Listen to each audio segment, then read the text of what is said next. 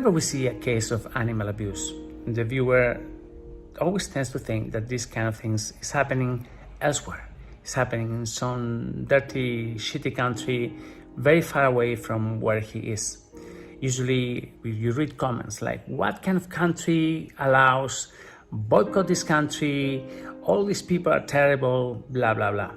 The reality is that this is not the case. Animal abuse happens everywhere, and is probably happening right at your doorstep. About 2 weeks ago, I got a call for help. Nice lady called Carla writing to me from Seattle.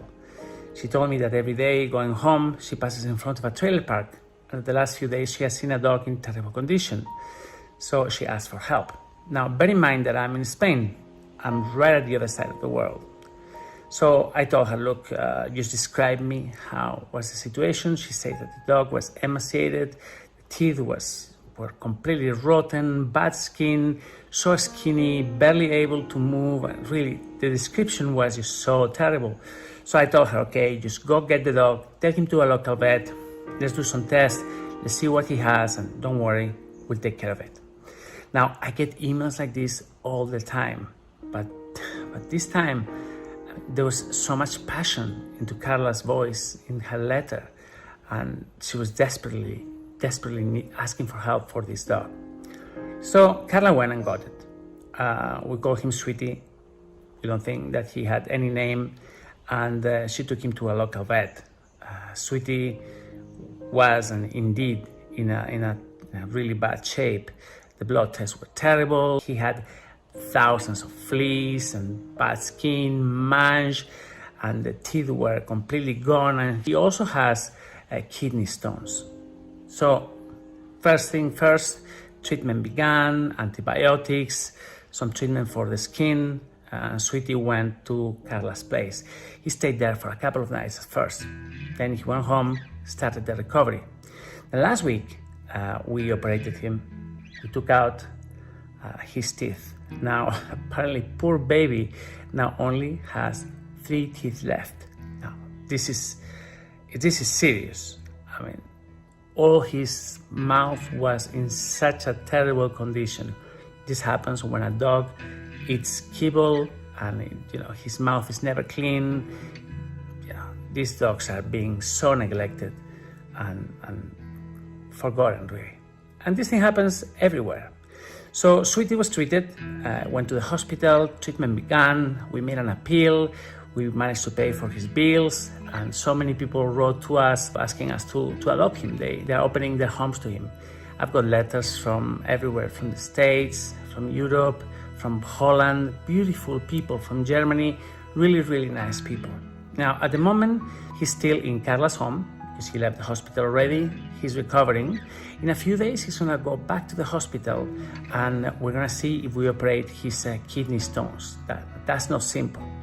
We're gonna try to decide what's the best course of action and the best treatment for him. But in the meantime, just wanted to tell you that he's fine. This is a case that has moved a lot of hearts because he's so helpless and he's so tiny and he's so alive. He's such a vibrant little dog. So many people would like to offer a home for him. At the moment, with all this thing going on, we can't travel. Our dogs can't travel either. There's so much uncertainty. So we haven't decided on the family that is going to adopt him. I need to speak to a couple of people. There's been some really nice letters, but no decision has been taken yet. It will depend, on so many factors, not only on the family, but on the possibility that we have, to send him. Because at the moment, things are not working as they should. So I thought for today, I gave you an update on how Sweetie looks. Please have a look. This is Sweetie today.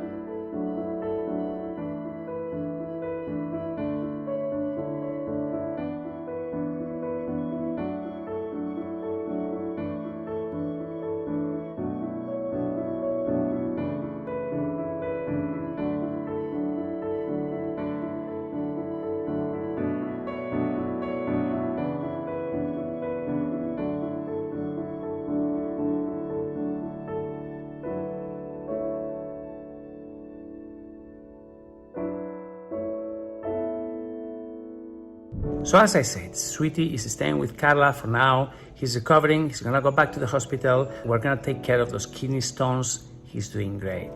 Please give us a few days, we'll take a decision on his final home.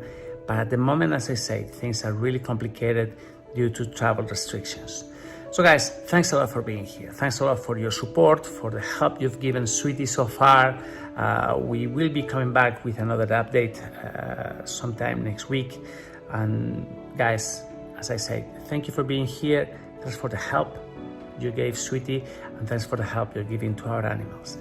Please don't forget that everything you see here can only happen if people help us, if people donate. So you can do it. There is a link below, the Sweetie's donation link. Go there and help him if you can. Help us continue saving lives. Help us save Sweetie. Take care, and I'll see you tomorrow.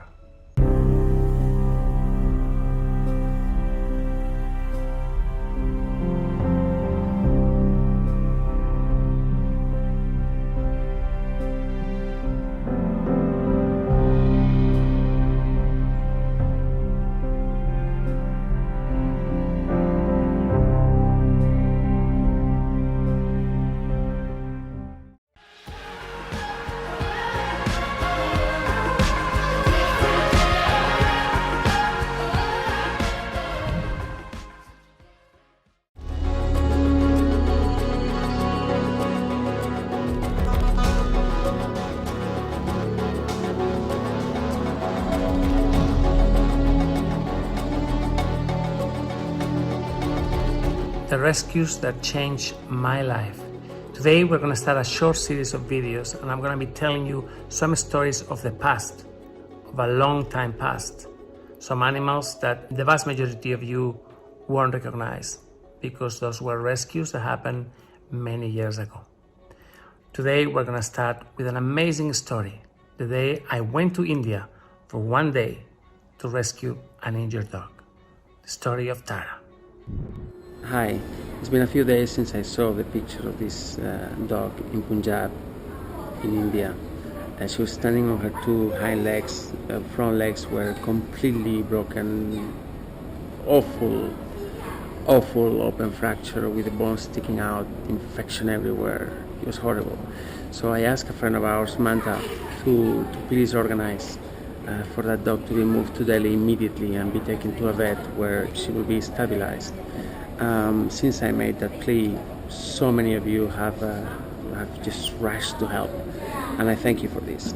I'm now going to New Delhi. It's going to be a one-day flight.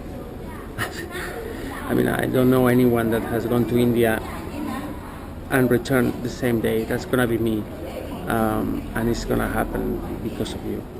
So I'm really confident that we'll be able to save her, that we won't have to amputate those two legs. It's going to be difficult because there's a lot of infection and the fracture is just terrible, but I think it's feasible, so I'm going to pick it up.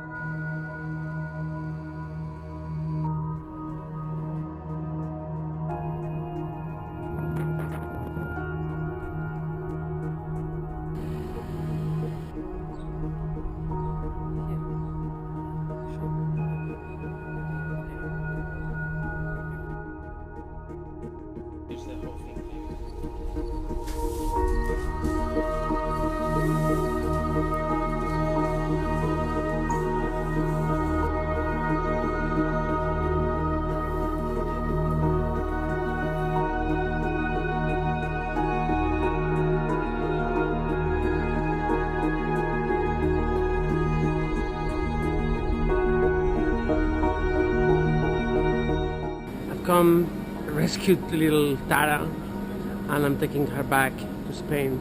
We're gonna operate her, we're gonna save her legs, and everything's gonna be okay. We've done it. Now, I hope the operation goes well, and that she's gonna be fine. Thank you for everything.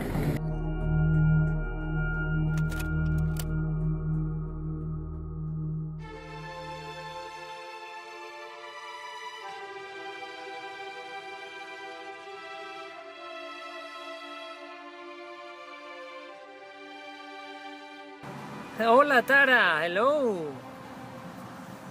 She's like a little kangaroo. ¿Qué tal?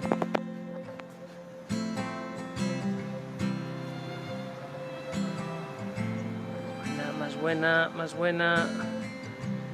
I don't wanna fall. Close my eyes, not pretend at all.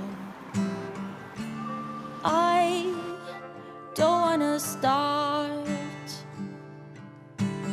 every day looking out and up. Trust me, I got it all figured out. Trust me, I got it all figured out. Hey. Tara.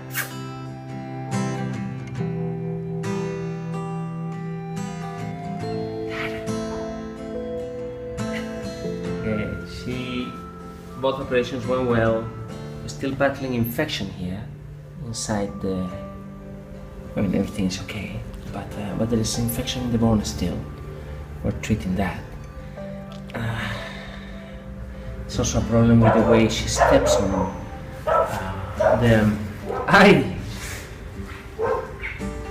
the ligaments were completely destroyed by the injury. So you see, this is called a plantigrade stance. So when she steps on it, you see, it overstretches. We have to fix that as well. Obviously, we had to fix the broken bone first before fixing the ligaments.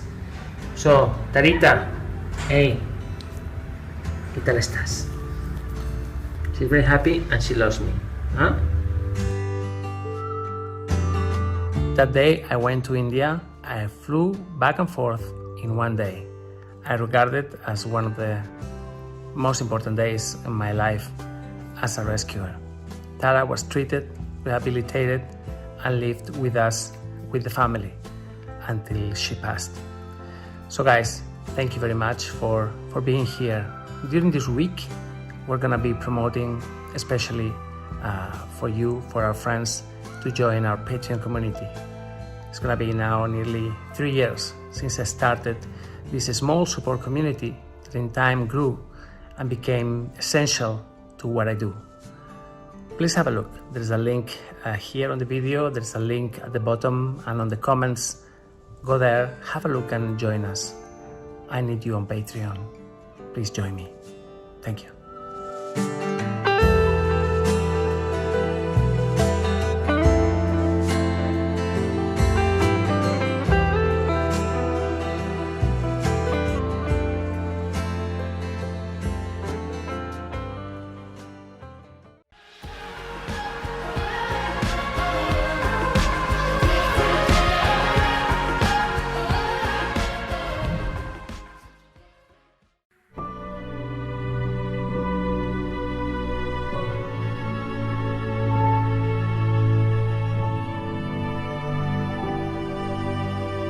Hi, this is Viktor Larkhill Extreme Rescue. As you know, if you've been following us for quite a while, we focus on extreme rescue and animals that have suffered tremendous injuries, severe neglect, and that have chronic diseases that cannot be treated by just any organization. We focus on those very special cases. We put at their disposal amazing veterinary resources, and we usually turn their lives around. We either find them amazing homes and families around the world, or they stay at our two rescue centers here in Valencia, Spain. For the last few months, since the pandemic started, I've been making an effort in putting together full stories from the beginning to end. Rescues that happened either a long time ago or they were more recent, but because this channel is growing really fast, I understand that many of you are new, and it was a good idea to show you our work from beginning to end. Now, a couple of days ago, somebody left a comment on one of our videos.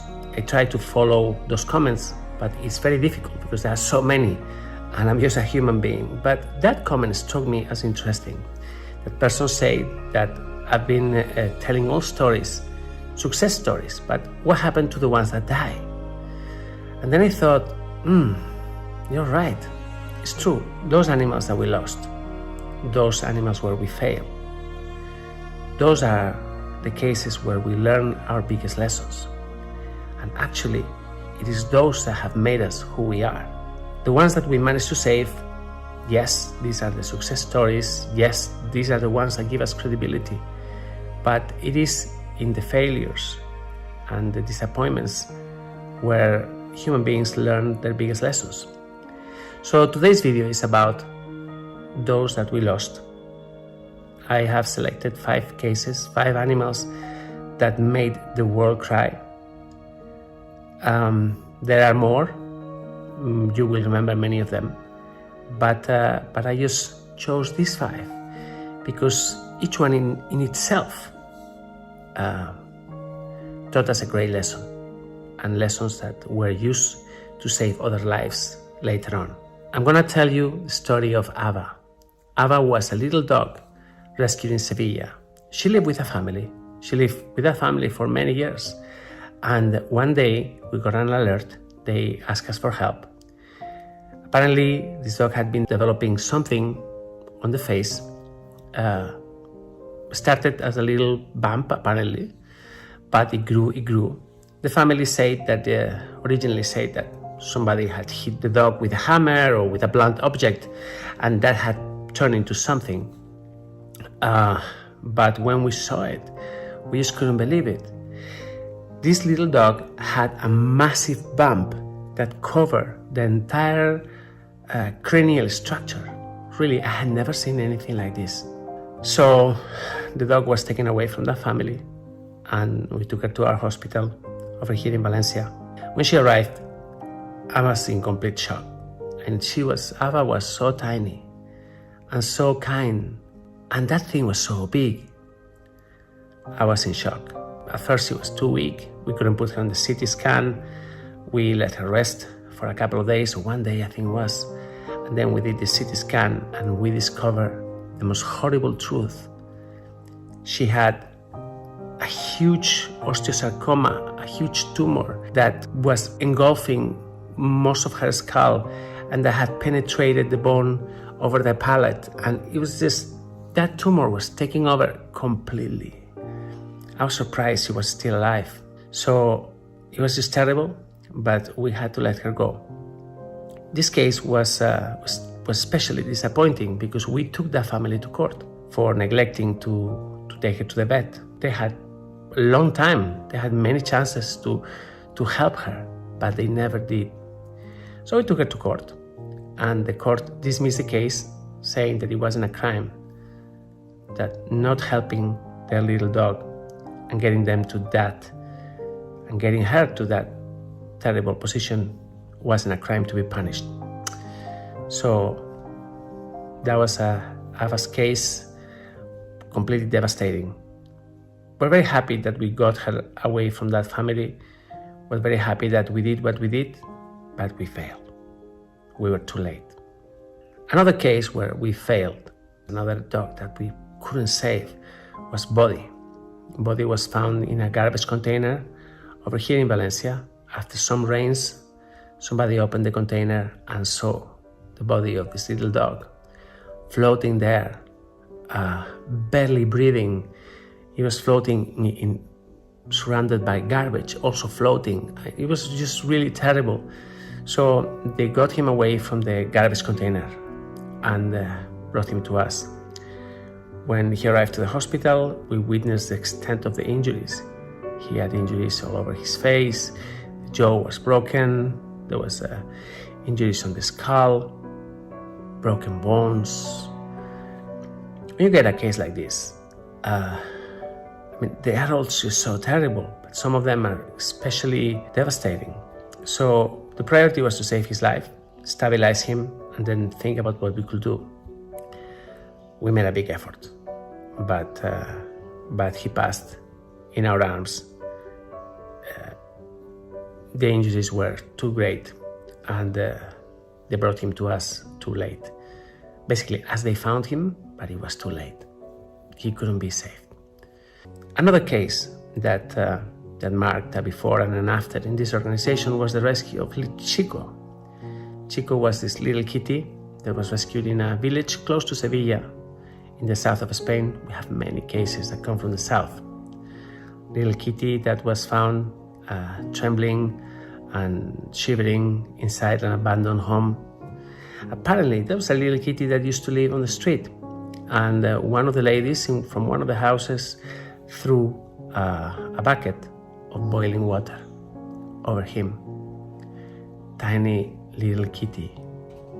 He wasn't even 200 grams or 300 grams. He was a tiny little thing. When he arrived to us, I thought, my God, he's so brave. He's so brave. He must be in such pain. But there he was, standing, brave, letting us treat him, letting us deal with his injuries. It was beautiful. He was eating like crazy. He was loving everybody. He was in discomfort, and we were taking care of the pain. But I had so many hopes. But then what happened is that when you have an animal that has been so greatly burned, there are few things that happen. One of them, you have to take care of dehydration because there is no skin anymore, because they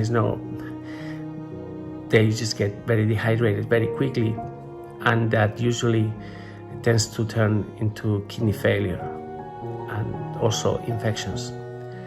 So little Chico passed at the hospital, surrounded by all of us. He couldn't make it. Chico is a beautiful kitty. So many families wanted to adopt him.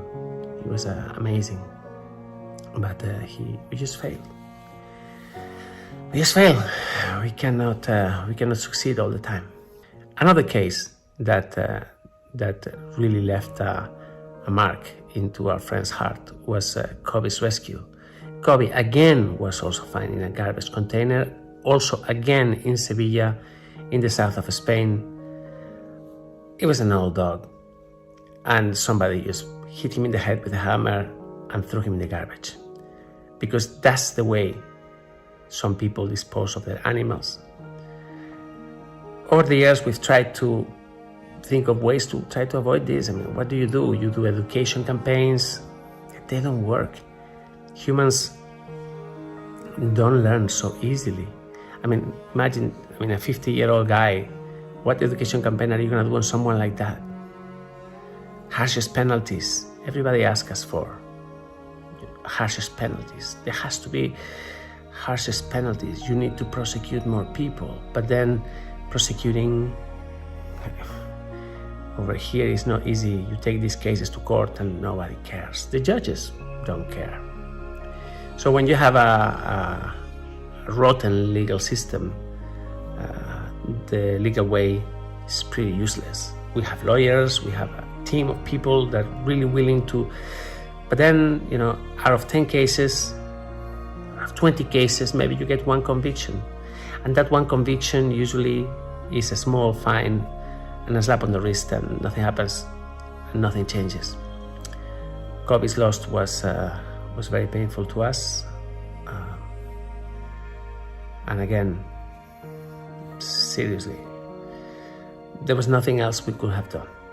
Nothing else we could have done.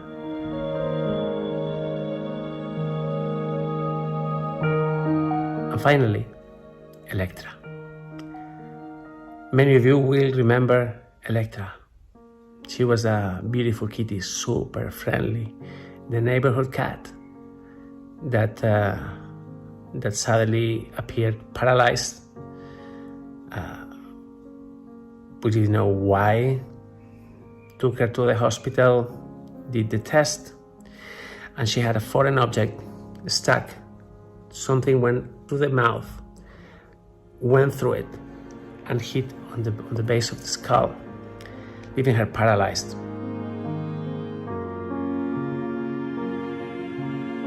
We looked at the CT scan, and apparently it was an object. It was a piece of wood. Nothing really made any sense. What was a piece of wood in the back of the skull of a kitty? So it was a life or death surgery.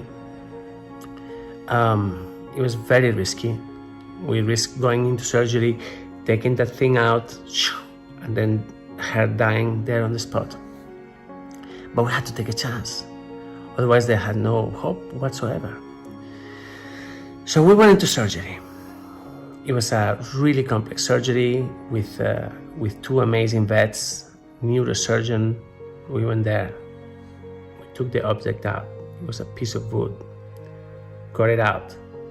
And you know what? She started walking immediately. It was so amazing. We had saved her. Unfortunately, Elektra passed, but didn't pass for anything related to this surgery or to her condition. She passed of panleukopenia. Panleukopenia, we don't know if she came with it from the streets. We don't know if she got it at the hospital. But she passed and she left us. I was so furious. After fighting so much, after having so many hopes. And then she died of an unrelated disease, panleukopenia. I remember we created a sanitary cordon. We cleaned the whole hospital. We made sure that the virus was completely out. We established stronger protocols for accepting kitties from the streets, even our own kitties from other organizations. We had to make sure that there wouldn't be another case like Elektra. And to my knowledge, there hasn't been. Infectious diseases on street cats are a real problem. And when you get one of these animals to a hospital and there are other patients, there's always a risk of contagion. We lost Elektra that day. And I promise you, we will never forget her. Never. So this has been a brief account of some cases where we failed. There's been many more. Starting by Tidus, that I will tell you in another video. But I assure you one thing. Each one of those animals, the moment they arrived to us, they were better off than where they started. From moment one, they had the most amazing team of vets at their disposal. They had an amazing organization made up by amazing people, by you, willing to help them. And they had friends and people that loved them at their side when they passed. And that is what life is all about, not only for animals, but also for people. Compassion applies to people and animals alike. And this is, at the end of the day, what I think this group is all about. Compassion for any and every living being. So sad to make this video. I'm really struggling here. Guys, thank you very much for being here. Thanks for watching. Today's video was especially sad, but somebody requested it, and it's a proof that we're reading it. We want to know what you guys think. So leave your comment. You're part of this as much as we are, okay? And if any of you would like to help us continue rescuing, there is a link, there is a donate link where you can actually join in and become part of our efforts. Donate. Help us continue saving lives, or trying to save lives like you've seen today. Thank you very much, and I'll see you tomorrow. Tomorrow will be a happier video, I promise you. Take care.